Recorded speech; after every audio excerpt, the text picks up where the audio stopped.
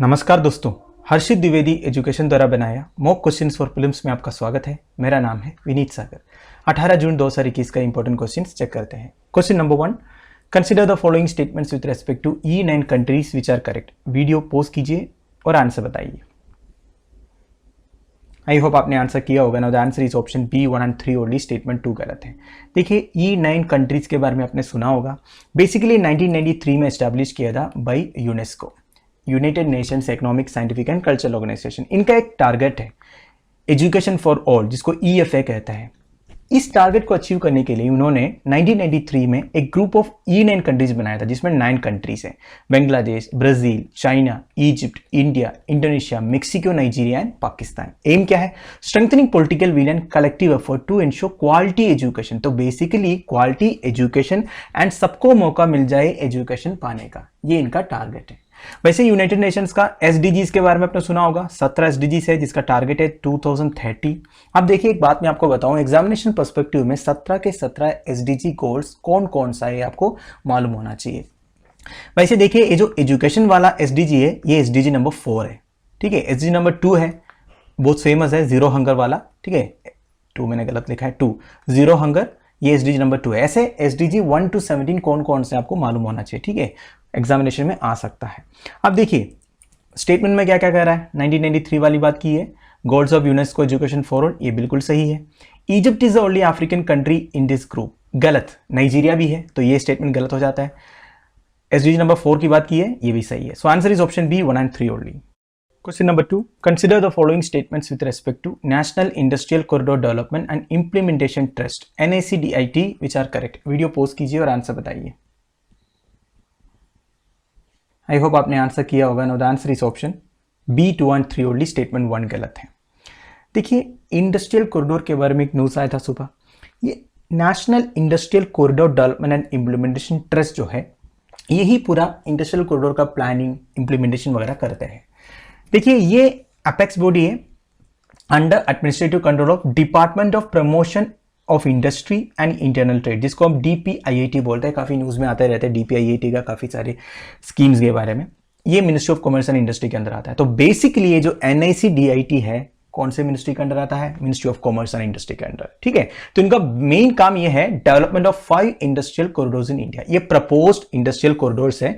देखिए कौन कौन सा है: Delhi Mumbai, Amritsar Kolkata, Chennai Bengaluru, east coast economic corridor जो हमारे ईस्ट कोस्ट से निकलेगा, और बेंगलुरु मुंबई इंडस्ट्रियल कॉरिडोर। अब देखिए, इसमें काफी सारे सब कॉरिडोर्स भी है। ठीक है, जैसे अभी ये चेन्नई बेंगलुरु लिखा हुआ है 3 नंबर, इसमें कोच्चि का भी एक्सटेंशन का न्यूज आया था। ठीक है, मतलब बेंगलुरु से चेन्नई जाने के लिए कोच्चि जाने की जरूरत नहीं है। वैसे कोच्चि केरला में है, कोस्टल सिटी है, पर कोच्चि तक भी ये एक्सटेंड करेगा करके न्यूज आया था। इस तरह आप एक एक देखोगे ना, इसमें काफी सारे एक्सटेंशंस भी है। ठीक है, ये सब ध्यान दीजिएगा। पर मेनली 5 इंडस्ट्रियल कॉरिडोर का प्लान है। कौन कौन सा सिटी से ये पास होता है, इधर लिखा है, पढ़ लीजिएगा। राइट,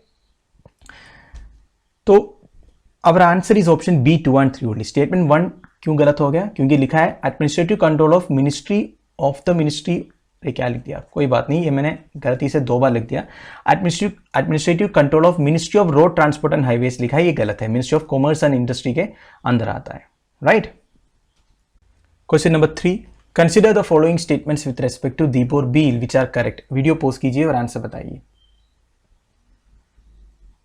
आई होप आपने आंसर किया होगा। ना the answer is option D 1, 2 and 3।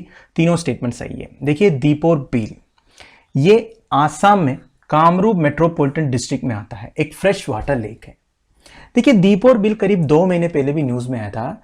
इसलिए आया था कि एक माइग्रेटरी बर्ड जो रेयर दिखता है इंडियन सबकॉन्टिनेंट में, ये दिख गया था दीपोर बील में। आप मुझे कमेंट बॉक्स में बताइए कौन सा ऐसा माइग्रेटरी बर्ड था जो दीपोर बील में दिख गया था। काफी सुंदर दिखता है वो।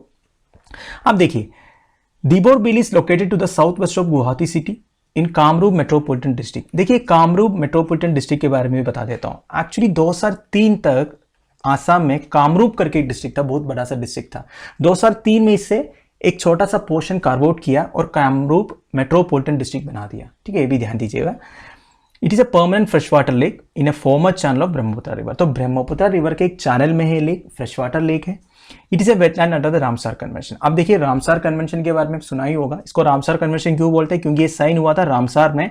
ईरान में एक सिटी है रामसार, ये बेसिकली वेटलैंड कंजर्वेशन के लिए बनाया है। इंडिया में 42 रामसार साइट्स है, ठीक है, 42 रामसार साइट्स है, तो इसमें से एक है दीपोर बील भी। तो एक्सप्लेनेशन में वही लिखा है मैंने जो अभी बोला आपको। सो answer is option D 1, 2 and 3।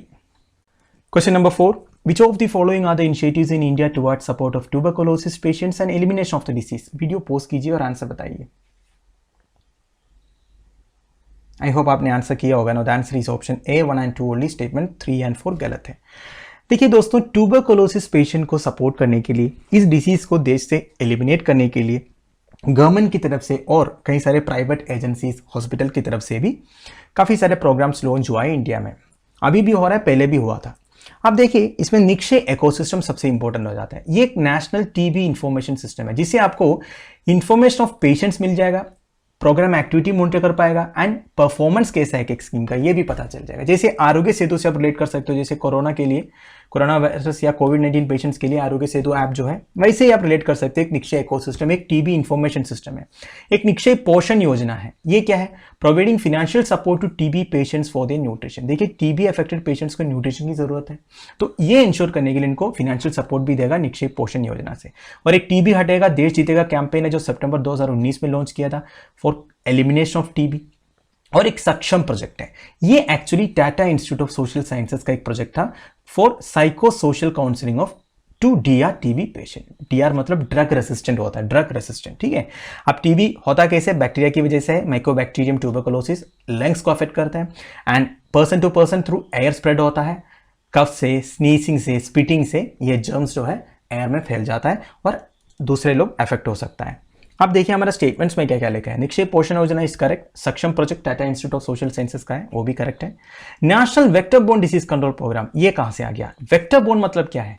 Insect से जो, फ्लाइज, इंसेक्ट से जो इन्फेक्शन होता है ना दोस्तों, ये है वेक्टर बोर्न। जैसे मलेरिया, डेंगू वगैरह है, तो ये ट्यूबरकुलोसिस, इससे कोई कनेक्शन नहीं है। और योस एराडिकेशन प्रोग्राम भी अलग है, देख लीजिएगा। सो answer is option A 1 and 2 only. Question number 5, consider the following statements with respect to 8th ASEAN Defense Ministers meeting plus ADMM plus which are correct। Video pause कीजिए और आंसर बताइए।